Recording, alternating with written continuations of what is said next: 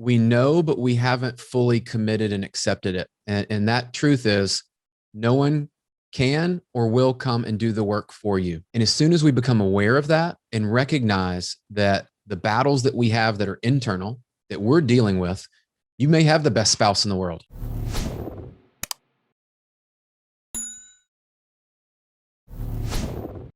Hey everyone, welcome to another episode of Perfectly Mentored. I'm your host, Jason Portnoy. So how do you go from professional soccer player to VP of one of the biggest mortgage companies in America? Well, I'll tell you, it probably takes a growth mindset and a winning attitude. And my guest definitely has that. My guest on this episode is Brian Covey. We're chatting business, mindset, just motivation, and how to really achieve your dreams, because this guy's really accomplished it all. And he's an accomplished businessman, a father, a podcast host, a husband, pretty well-rounded in life. You're not going to want to miss this one. Check it out. Brian, thank you so much for being here. Welcome to the show. Jason, thanks for having me, man. I know we've been trying to get together for a while, and I've been looking forward to this. So thank you for having me join. Me too. And look, everything happens in due time. So I'm happy you're here right now. And look, I'm a big fan of yours. But for the listeners for today, if this is their first time or their introduction to meeting you, why don't we give them a little bit of insight into your journey? Oh, wow. So it started as a young kid in Memphis, Tennessee. I grew up, and a large part of my story was built on the soccer field. I had chased my older brother, who was 5 years older than me, and I went out.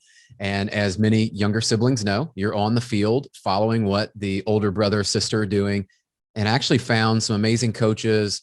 My dad was one of those early in my life that taught me the discipline and really the commitment of being in team sports, but also showing up to practice, trying to improve yourself. And that's where I think a large part of my competitive drive came from. Well, fast forward, I played all the way through high school. We won 3 state championships, went on to play college, D1, then a little bit professionally. And I think all that has kind of taken me into right when I met my wife, now our 3 kids. And man, it's just shaped who I am. And I get to lead an amazing sales force of a team that we have now grown from about 300 million in annual production, helping people buy homes, residential mortgages, to this year we'll do over 3 billion. And that's in short 4 years. So now I get to really, I think it's aligning up what I was built to do, which is scale out teams, lead a sales organization, help serve our communities, but to actually make a difference in people's lives and not just be the traditional manager and leader. So that's a little kind of like insight into what it is. And I'm sure we'll cover a bunch of other stuff, but that's a little of my backstory. Walk me through this though, a little bit, like right after, like shortly after your soccer career, the 2008 financial disaster happened. Yeah. So walk me through about how you transitioned out of playing professional soccer to now you're in the business world, like the real world, the non-athlete world. But then you're hit with this. What was all that like? That was crazy. You know, I don't think any of us are ever fully prepared for these life events that happen. And when I got into the industry in 2001, I was fortunate where I had a little bit of time under my belt before kind of '06 was still going up, up, up. 2007, we started seeing signs of things were not going to happen well. In 2008, it was like the rug got pulled out from under us. I had 2 toddlers, my wife and I, under 2, and we're living in Florida, away from family. Really, the only foundation we had was we went to a great church there and I had people around us. But imagine being somewhere that you don't have your friends you grew up with. You don't have your direct family, right? Grandparents and all that are in Tennessee. And I end up losing my job. They downsized the company, of course, because everything's collapsing. I realized how are we going to make our mortgage payment? What are we going to do here? I'm trying to cash out 401k, cash out savings, all these things. I thought I had done well. I actually realized I wasn't as prepared as I needed to be. And in that moment, I also realized something else. I wasn't as marketable outside of the organization and hadn't built the skill set that was really required to be as successful as I needed to be, meaning that I had done well internally, right? And a lot of us have probably been there. We're like, you have your niche and you're great at it. What if that was taken away in an instant? What are you going to pivot to? What are you going to shift to? And I realized for me, I needed to work on myself, that I wasn't ready for that type of change. So I look back, and as difficult as it was, there were some extremely low moments where I'm trying to figure out, am I going to need to call my parents to borrow money? Am I going to need to pull more money out of the 401k? How are we going to live? What are we going to do? Real things happening. And yeah. Oh, by the way, we have 2 kids under 2. So You can imagine the chaos. So thankful, I will give a shout out to my wife, because that is where many marriages fail. And we had our set of rocky times and things where I'm sure she's doubting me. And as a man, I think we deal with that. But out of that, I will say that was a pivotal moment for me that has now become an anchor of, I know who I am. I know what I was created to do. And since that has been a catalyst for my personal growth and really in my career. I love that. I think for all entrepreneurs, I think one of the real secrets of winning is the partner in their life, right? So if you're a female, the husband or your wife or girlfriend, whatever it is, the partner in your life really, the entrepreneurs think they're struggling growing the business, but I think the partner is really one that takes the beating in this. And maybe even more, right? Because imagine coming home and we want to talk about the things that are happening. And then your spouse or, fiance, however, significant other, you go, I'm going to come in and I'm going to dump on them. Well, they know when you come in. And in that moment for us, my wife's already dealing with 2 kids at home. Right. And she was a nurse in ICU and all this stuff. But yeah, I think you hit on something there, as we need that person in our life. So make sure we treat them well. Same. My wife's an ER nurse. So like I come home and perspective really happens. Who dealt with the real problems today, right? Like who is actually dealing with real problems today?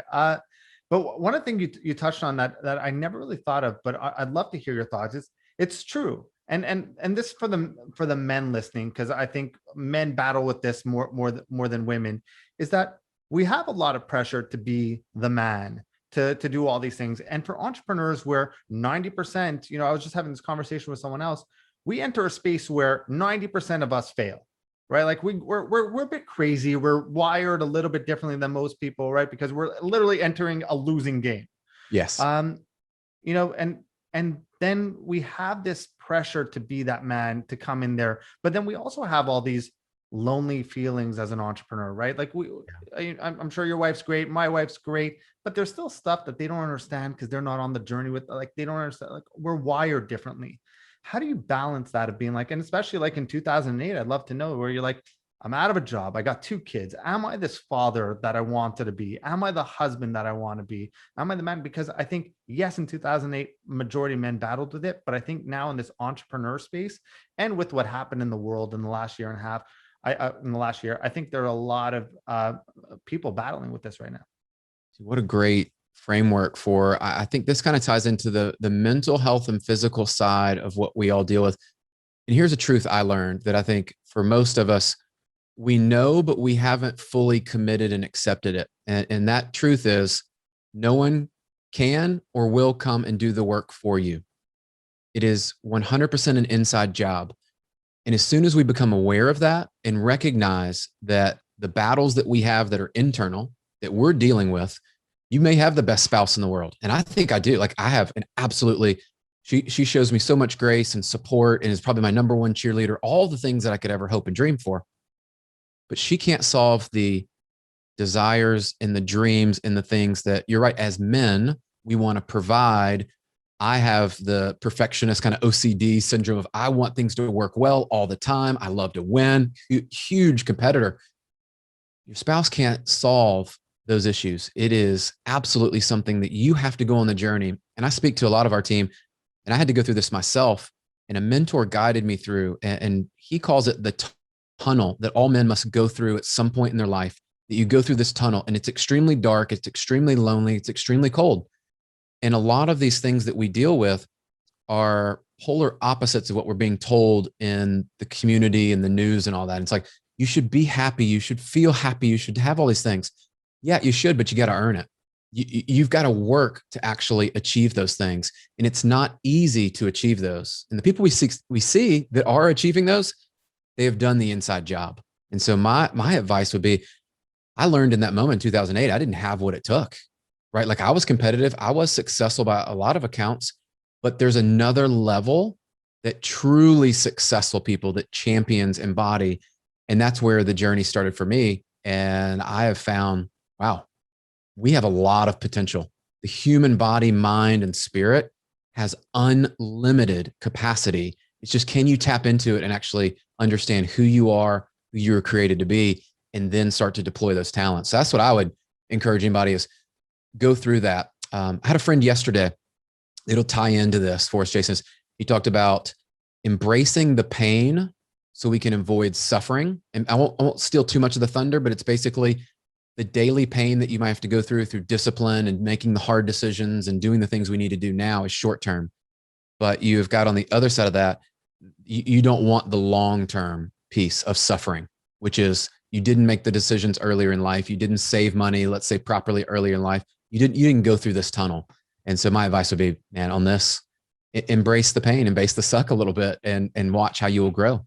I love that. And I think you're right. I think we don't make enough decisions, right? But one of the reasons why I think entrepreneurs fail is not because they had the wrong product or the lack of financing or anything like that. It's for that exact reason that you said, is that they don't understand that one of the hardest parts for me when I first launched my first business was, wait, all the responsibilities on me. At the end of the day, I'm to blame for everything. If my salesperson messed up, it's my fault. If this person messed up, it's my fault. If the system broke, it's my fault because I didn't do a good enough job. I joke around with a lot of people on the podcast. We have a lot of entrepreneurs on the podcast. So sometimes I go to sleep and I'm like, man, I wish I had a 9 to 5 because I go to bed. I clocked out at 5 o'clock. I'm now with my family without thinking about things.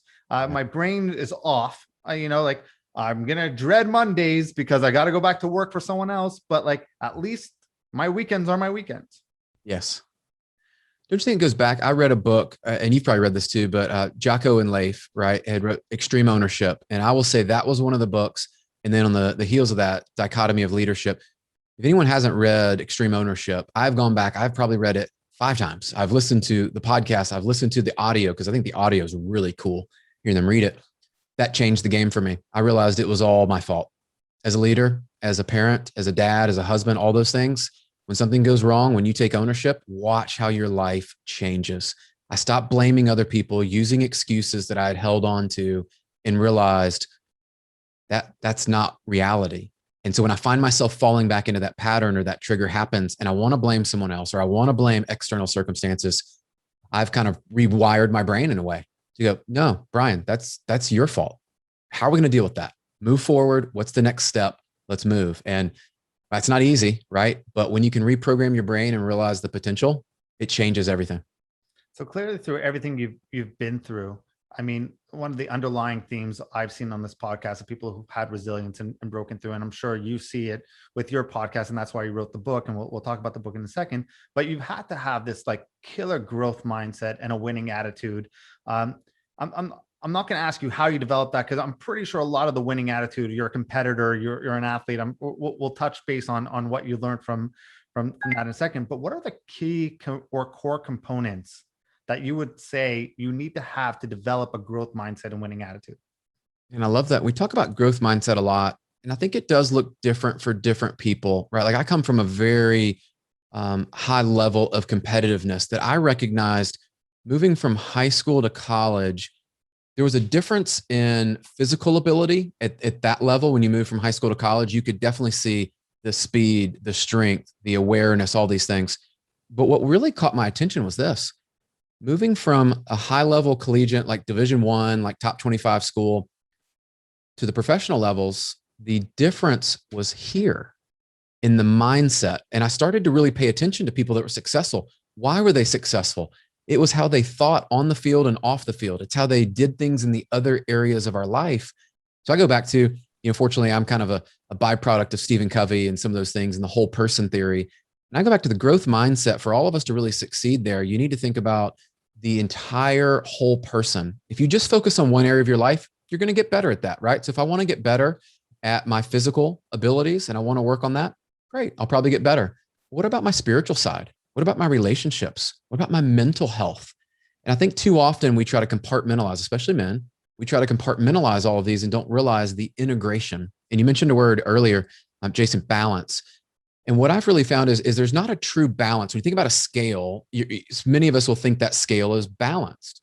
Well, the reality is you're going to be out of balance a lot, and that's going to be normal. How do you deal with that? And the growth mindset, I believe, in my experience, is that you're going to be what some would say is out of balance, but you're integrating, meaning that there's several things I do in my life that I think have helped me, where if I'm going to go on a walk in the evening with my wife, There's several things happening there. I don't have my cell phone. I'm walking with my wife, which is phenomenal quality time. She loves that piece. I love that piece. I'm getting physical, right, stimulus. I'm getting mental stimulus because I'm not on a cell phone, watching a TV, all of that. And I think there's something spiritually that's happening when you connect up with someone that you love deeply like that. And so, what I would go back to for growth mindset, if you approach it from a holistic standpoint, you will then start to see growth in other areas of your life because it's how you think and then it's how you behave. And so that's where I would start for anyone. And I'm still on that journey, right? I do not have it all figured out, but I have learned this for myself. When I start to integrate things together, like spending time with my kids, spending time on my spiritual health, my mental health, and all that, and then physical and then financial health, it's amazing how they all will lift up other areas to where we start to perform at a better level or we're achieving goals and things. Whereas if you try to come at it from just one spot, you're probably not seeing the success in your life. And that's why many people, I think, stay in a very stagnant state. So why do you think, I mean, we know mindset's important, right? We've both interviewed top people. You're a leader in your space. You know how important mindset is. Why do you think people have that? Like, and I was one of the first people to like, I don't need it. Just show me how to get rich. Don't talk to me about mindset. And every time you ever speak to someone who's a high achiever, you ask them like, okay, so tell me the secrets. They'll all start with mindset. I'm like, oh, okay, skip this part. Let's go to the real tactical stuff. Why do Yeah. you think we overlook it so much? So I think sometimes it's you can't see the forest from the trees type of thing, where when someone says mindset, we all probably have a different definition of it. What I would break it down and what resonated for me is, let's set mindset aside for just a second and I'll kind of back into it this way, is every day from the moment you wake up, you're faced with a series of thousands of choices, decisions you're going to make that day. Well, most of us are on repeat, meaning that what we decided the day before, the week before, and the days that we've led up to that moment, that's how we're going to make our decisions. So if your same way of thinking and making decisions hasn't changed, it's likely to think you're going to make the same decision going forward. Because without new information or a reason to change, why would you change? You're just going to keep going through this. And it's like the movie, what is it, 50 First Dates? Yeah. And every day we have to remind her, here's who you are, here's who these people are. And I wonder in life if we don't go through that sometimes. And so the only way to change, I believe, is to have that moment like I did in 2008. And I've had several other moments similar to that, but they're pivotal moments in our life that require us to think differently, to change how we make decisions. Because look, at the foundation and core, if we can't make decisions quickly, like you talked about earlier, we can't make quality decisions and then adapt as we go. You can have a great mindset. You can want to come into the game. But look, when you get in the game, like I learned on the soccer field, if you can't quickly make decisions and understand what's happening around you in the environment, and you can't change how you're making decisions to make a positive impact, then you're left to default to your normal network, which is, well, this is how it's always been done. This is what I did before. Those are not going to help you grow as a person or to achieve these high level of success in areas that we all typically have that desire to go towards. The only way to do it is to actually embrace that change, embrace that, as I mentioned earlier, that pain of making a decision today. And I use this example quite a bit, Jason, is I've had to start several things since my surgery on my bicep tendon that I wasn't good at. For example, like running was not my jam. But guess what? The first 8 weeks, all I could do was walk, run, or bike. Well, if I didn't embrace those, I would have sat on the couch. I would have watched TV. I would have gotten unhealthy, which would have led to other areas of my life, which would then have created this environment that I've now chosen and I live in. So I use that just as a very real example of when you have a setback or something happen to you, how are you going to respond? And can you adapt quickly to recognize the opportunity and what you should do next to continue to grow? And that's where I see the difference between average and those that are just, we look at them like superhuman, right? Like, how are they doing that? That's the difference. I love that. And even just how you embrace relationships and talking about that. I'd say this a lot. I mean, if you could go into life and treat, like if you're a business owner and you're in services, for example, I'm in service base, you're in service, if you could treat everyone in your life as if they were a paying client, right? And give them that attention, we'd be way better off, because sometimes we come in and we treat our clients way better than we'll treat our own spouse, our kids. We'll give them more attention. Like you said, you shut off your phone when you go there. Guess what? Yeah. If I'm in a meeting with a client, my phone's off. I'm not checking my phone. But then your kid, you go upstairs, and I'm guilty of this at times too.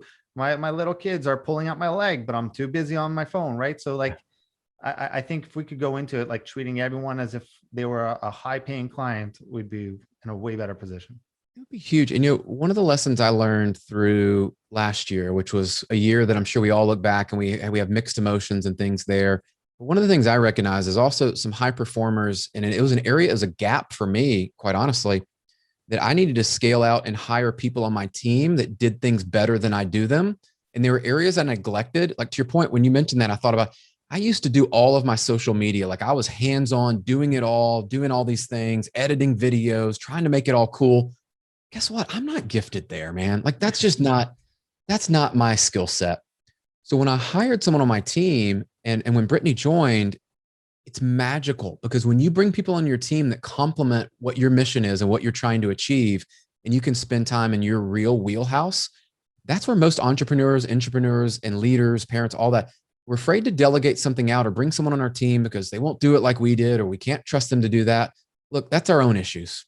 That's our own stuff. And when I started to really realize that gap existed and move towards what would be the actual remedy for this, my world has gotten substantially better. The flip side of that is though, right? Like, and I'm always cautious of like, I believe in delegating, and I'm a control freak at times. So it's hard for me. And like my assistant knows this.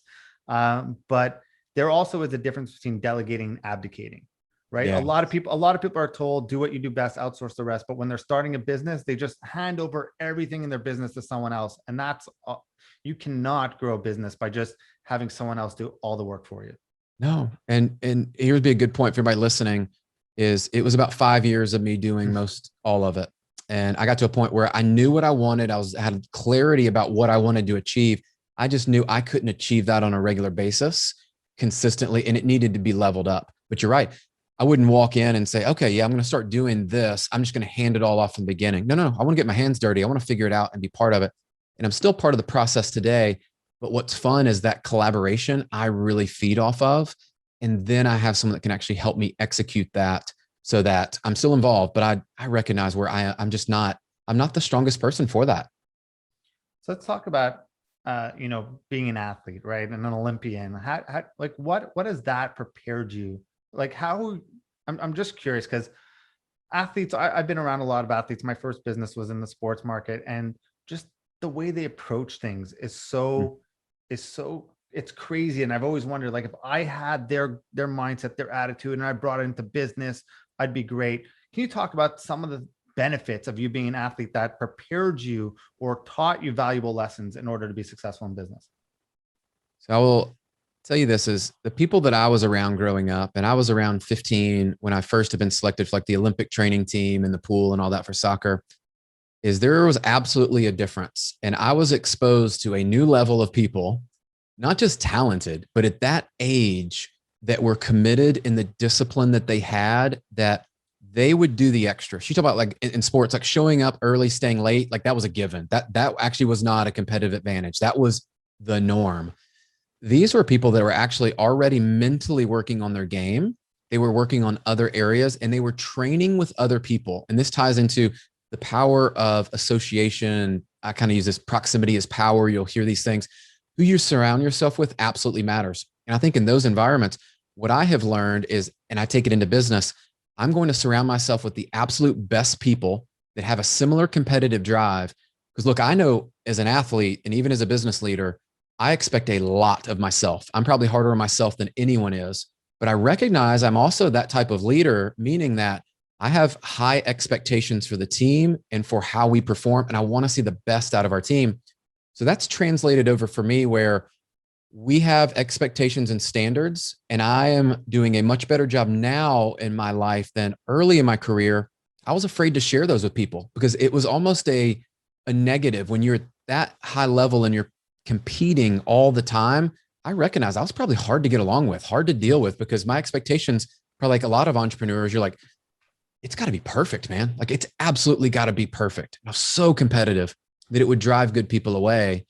So I think there is a fine kind of balance in this of how do you channel that competitiveness that comes from sports into business and support your team. And what I learned as a leader and as we grow, whether you're an entrepreneur and you have a team of one or you have a team of 100 plus, our job is to bring out the best of the other people on our team, right? So selecting the right people is a totally different conversation. But I'll just talk about once they're on your team, can you bring out the best in others? And the best athletes, the ones that were captains and we see, what I found was, I mean, Jason, they were the ones that could bring out the best in everybody around them. They made their Made teammates you want to better. stay late, Yep. made you want to train harder. Like be that person. And that's the difference I see today that I try to channel. So then let's talk about that, because I think potential in people is a big thing. And I feel there are a lot of people right now who are in life or listening right now that can and probably should look themselves in the mirror and kind of question, I guess, whether they're living life to their potential. What advice do you have in order for people to then go audit themselves? Well, so I've recognized that we're all wired a bit different. And many of us probably have struggled with the journey of being true with ourselves, who we are. Look, I'm not going to be LeBron James. I'm not 6 feet tall. I don't have the basketball skills. I can want to be LeBron James all day long. I can want to be Michael Jordan, all these greats that played a sport that I would never have made it that far. But what I realized is soccer was a sport that I had passion for. I really enjoyed. If I worked hard at it, I could go pretty far with it. I think too many times we're trying to be as people, someone else that we've seen. We're trying to emulate someone else to the degree that we're almost copying them. We're like our entrepreneur life, or this has to be just like this other person. Well, as soon as you get very comfortable with who you are, I don't think we ever get to 100% where you hear people talk about, well, I'm just 100% comfortable with who I am and all these things. Like, look, we all have insecurities. We all do. But when you get to know yourself and you peel back the onion, you look at who you are and who you were created to be, and you get very clear on your gifts and your talents and your drive and what you enjoy doing, chances are there's somebody in the world that you can help solve their problems, make their life better, provide a service or some type of product that you believe in, that you align with, that will fit with your values. And if you committed to it for long enough, you would actually be great at it. But too many people are looking for, right, that 90-day success. Hey, Jason, I started working out 90 days ago. I should be ripped, right? Like I should just like totally be shredded like those guys that have worked out for, I don't know, 5-10 years and have had a great diet, worked out healthy, have gotten to know what their body responds to and doesn't. Yeah, I don't think so. I don't think so. I think we all have to go through that journey. And the sooner we can embrace the early stages and get real with ourselves and clarity on who we are and who we were created to be, that's when I believe you can start to move to the next stage. But it's hard to skip. It's like an iPhone. You didn't go from an iPhone 1, right, to the X or 12 or 13, whatever's coming out. You got to go through the stages. And I think that's what many of us miss because we want instant gratification on things. I totally agree. I know I want to go even deeper on that because I think that's such an important point. You then have the people who, let's say, they know it. They know what they're destined for. They lie awake at night and know they were destined for more. They have goals so big, ambitions and dreams so big. People are calling them crazy. How do they start then taking action? So here's where I have found the accelerator that exists out there for all of us. And this was proven in 2020 that most people don't take advantage of. And you've probably had this in your life too, Jason. I can look back and probably 5 people in my life in particular, and another 5, so 10 total, that were mentors or coaches have left a forever mark and changed me. And I think where we fall short is many of us try to do this ourselves. We have too much ego to ask for help. We don't believe someone else could actually help us or want to help us because, look, it's our problems. Like no one really cares about us, right? And we start telling ourselves these false narratives that are really just excuses buried beneath our own kind of insecurities that all exist. And what I found, when you actually want to grow and you get committed to this, the number one place I would start in 2020, I found this, and I'm sure you saw this too. 5 of my favorite guests that have probably, if I were to pick today over the last year, 5 of the 10 people that probably had the most impact on my life, I've yet to meet in person. So I look at that and go, well, maybe I'm doing it wrong because I was always taught you got to meet the people, go out there, go to these events, go to these things. Yes, I think those are great. Some of them are magical. You can meet wonderful people. But what could you do today If you don't have the money to go to an event, or you don't know an event, or you don't know the people or whatever, you could start online. And a strategy I use that anyone could deploy is I took a 90-day strategy and I would pick people that I wanted to connect with, that I wanted to have come on the show. I would consume and engage their content. And I basically became their number one fan. And I just supported what they did. I didn't ask for a thing. And I supported them so much so that every single one of them would ask, "Hey, Brian, man, thank you so much for supporting." Like, because after a while, they're like, who is this guy? Like, why does he not ask for something? Everybody asks for something. What's his deal? And they'll come back and you'll start to build a relationship. And I always start on this. I want to build a relationship with you. And I would tell them, look, I run a show. Eventually, maybe you'll be a guest on there. Like, that's cool. Like, that'd be awesome for me. But right now, I'm enjoying your content. I'm learning from you. Thank you for sharing this. Thank you for making my life better. That is probably the feedback that most high performers and successful people today is their fuel. Look, they have enough money. The really successful ones, let me just tell you, your money isn't going to change their life, right? Like, let's be real. They do operate off a fuel, which is fulfillment, knowing that their greater mission and purpose is making an impact on people. So by me giving them that gift back and saying, you're impacting my life and my family, I'm sharing your content with other people. That for me was an eye-opening moment. And I will say it's a strategy that I believe anyone with the right intentions and you seek out people, you can build relationships. And then from there, who knows where it will go. You got to get in the game. Yeah. And just you hit on another point without, I don't even think you were realizing it, but so many of us are filled with excuses. Oh, I can't network with people because networking shut down, or I can't do this. Like, life is a grind, right? Just take what you could get and ask for it, and just do those things. Like you said, I probably met with more people in the last year than I have. And I was a traveler and I used to go to all those conferences and I speak at some of those conferences, probably met and had more meaningful conversations in the last year on Zoom than I have in my real life, I guess, in the years before. Isn't that crazy? Like, if someone had told me that, and I looked at it from a business standpoint, is years ago, I had bought into this belief that I could only hire leaders on my team in our group that I met in person. Someone to sit, eyeball to eyeball, face to face, all this. Well, guess what? Last year, our growth goals didn't change for our company, right? Like, our CEO and our team, like what we wanted to achieve financially, that didn't change. Recruiting and building a team, that still existed. I still wanted to be successful. And so I was faced with this opportunity of, I could go one of two directions. I could buy into the old lie, basically is what it was, or the old way of, I can only meet people in person. Most people wouldn't meet with me. I didn't want to travel. We had COVID personally and all these other things that were happening. And so it was difficult to meet people. And you know what? We hired 7 leaders that have turned out to be some of the most influential, impactful people on our team that I cannot wait to meet them in person. We use Zoom. We met their families. We're on Facebook together. We're on Instagram together. Like, we feel like we are part of each other's lives. And it's funny because we forget sometimes we've never actually met. It's crazy. I'm not letting those things hold me back. And I think that's what we all have to become aware of. What are the excuses and things we're telling ourselves? And how do I remove that and take action today? Not tomorrow, not next week, today. So you're a high performer, right? You're a podcast host. Yeah, you're a successful business person. How do you balance all that? And add to that, a dad, but coach dad. You're actually more involved than just being a dad. You're coach dad. How do you have time for all those things? So I think we get to choose our time. It goes back to the choices. And I've chosen to live my life all in. It's kind of a saying that we use in our family of GSD, like get stuff done. But I also realized if you're going to go all in, you got to go all in. Doesn't mean you're going to be perfect. Doesn't mean you're going to have good days, bad days. Things happen in your days that, didn't go different directions.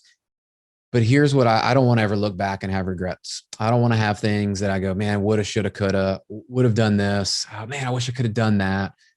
I'm going to test the limits and I'm going to push the boundary and I'm going to move fast. And I'm going to try to bring as many people along with me, especially my family, on the journey. And that's where I believe this integration principle comes in to play. And so for many out there, and you have kids and all this, this was something I recognized that I wasn't integrating in certain areas. So great example, I'll take my daughter to soccer, let's say, right? And so I don't coach her anymore directly. She's on a travel team and does all this cool stuff. Well, while she's at her hour and a half practice, Am I going to sit on my phone and scroll through Facebook and Instagram and hang out and do all these things? Am I going to watch TikTok or do all those? Yeah, I might do that for 5 or 10 minutes, right? Like let's be real. Let's do that. Let's get that out of the way. But what if I haven't exercised that day? What if I haven't listened to a quality podcast that day? What if I haven't returned phone calls to clients or to people in my family or reach out and make connections that I know we need to make? Couldn't I integrate while I'm sitting in the car or walking around the soccer field in the park? I could go jog, I could walk, I could do air squats, I could do a number of things. And I'm doing it at the same time. So how we view time has to change. It's no longer, I've blocked out an hour and a half, my daughter's at soccer, I can't do anything. That's a lie.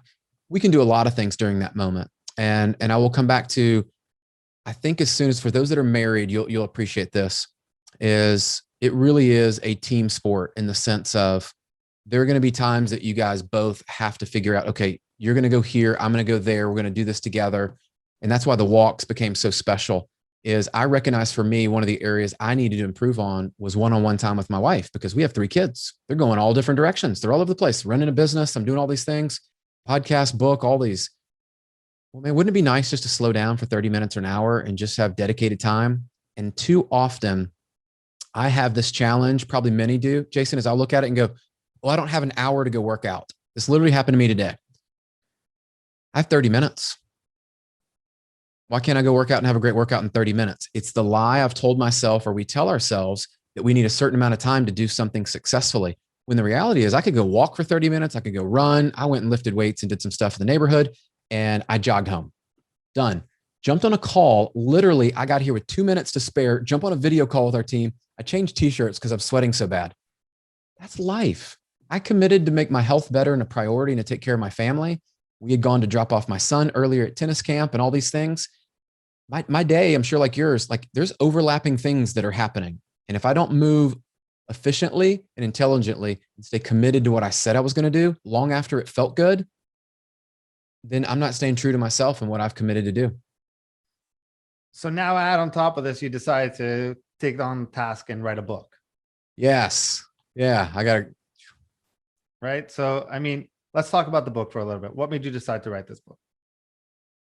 Crazy idea that I was starting to have conversations with people that I knew were impacting my life in a way far beyond what I'd ever expected. And in the year of 2020, where we are physically distanced from people, we don't have these events like we used to. I had what I felt was like almost like a calling of, I'm having these wonderful conversations. I'm putting them out through one vehicle, which is podcasts, right? And some people consume that way. I recognize people in my life love to read books still. They still were going to the beaches. They love to read. And I said, well, what if I could take those of the best conversations, the people that gave me the most feedback, the ones that impacted my life the most, what if I could put those in small mini chapters, like little excerpts of the best of that show, and take a 30, 45-minute show, condense it down where you could read it in probably 10 minutes per chapter or less. And you would be filled with hope, inspiration, but you would also be given tactics on how to win at life. And for many of us, there were 2 challenges I saw that existed. 1, we're not doing in-person meetings anymore. So people had a disconnect from that. 2, to get to all of the people that we put in the book, either financially or the access to them, probably was not going to happen for most people. So what if I was able to deliver that in the marketplace and help people and put all of these great guests and take the best of the best from coaches and people that have overcome cancer to people that have, first generation that they've come to the United States to, phenomenal female leaders that are leading leadership organizations and teams, and all these things are happening. What if we just put that in one book and you could read one chapter, you could read all the chapters? And so that was the genesis of it. And man, the response, I didn't expect a lot because I've never written a book. I didn't really, know how to do that. I had some people help me. Overwhelming. And it's been very rewarding and fulfilling to have released it and have the response we had. Amazing. And I was going to say this at the end of the podcast, but I think I'll say it now. And I'll say it again, that the first 5 listeners that send me a message, I will send them 5 copies of this book, and make sure you're taking care and make sure you're getting promoted and it's getting out there. But look, I agree with you. I have a podcast. I've interviewed some of the top minds. I always think say like, hey, I should make a book about this. I guess that's the difference between a doer and a thinker. You actually went and go and did it. What are some of the top lessons that you've probably learned off the podcast? Is there an underlying theme that keeps popping up? So one I've shared with people that I think could resonate with everybody is we are all one person, one conversation away from completely changing our life.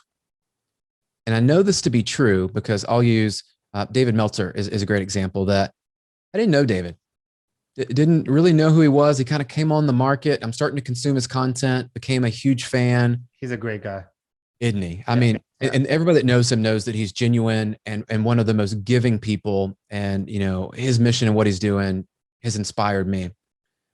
He's one of those people that I use as an example oftentimes because I believe we really are one person or one conversation away. But what happened, that one conversation spread to other conversations with other people, which then spread to other conversations with David, who he's now working with some of my friends and collaborating on other things and what he's doing. And there becomes this whole collective impact theory that you really look at.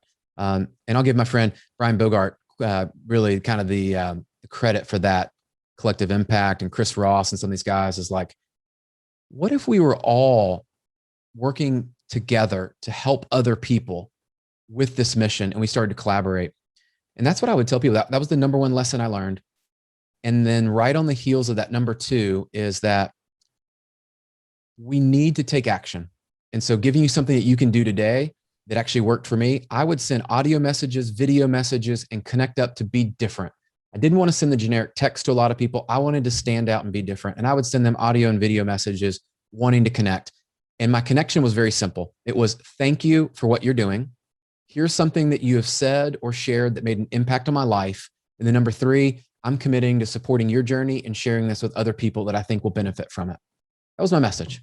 And I went out and started to do that consistently and spent time.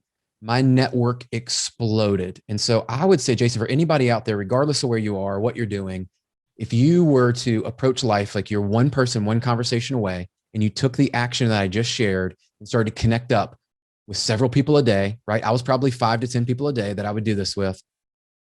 Watch how your life changes, because who you will be surrounding yourself with and the content you're consuming will be at a level and what you're seeking. And you need to put yourself in that environment. I talk about it oftentimes as you need to get off the sidelines, stop warming up.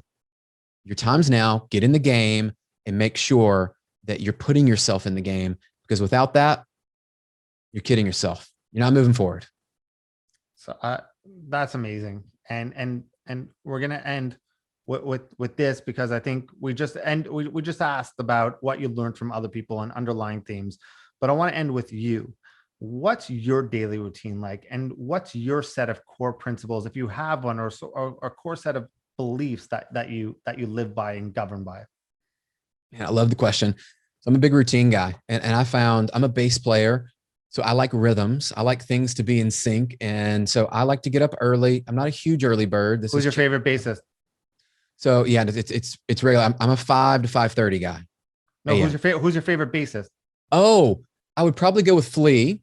And then Victor Wooten lives in Nashville. I was going to say Victor Wooten number 1, Flea number 2. Yes, I was. Victor Wooten's Star Spangled Banner was one of the craziest things I've heard. Off the chart. So funny story. I'll just put a side plug. My teacher, Neil Bowen in Memphis, actually learned from Victor Wooten back in the day, early before he really hit it big. And so I got to learn bass from a guy that Neil's still influenced. That was the instrument. I for some reason I couldn't play guitar properly. Like I couldn't. So I took up bass. Yeah. So you'll appreciate the rhythms we have in life and those things. And I like to get up early. I like to get my physical and mental state right. And so we've got a dog, Memphis. He's a little miniature golden doodle. And so I'll take him on a walk, which kind of gets my mind clear. I get moving a little bit, and then I'll go get some type of physical activity in. It's a little bit harder than that. I usually either do type of a CrossFit Iron Tribe workout. I like those. Since my injury, I've been running a lot. That's my new thing there.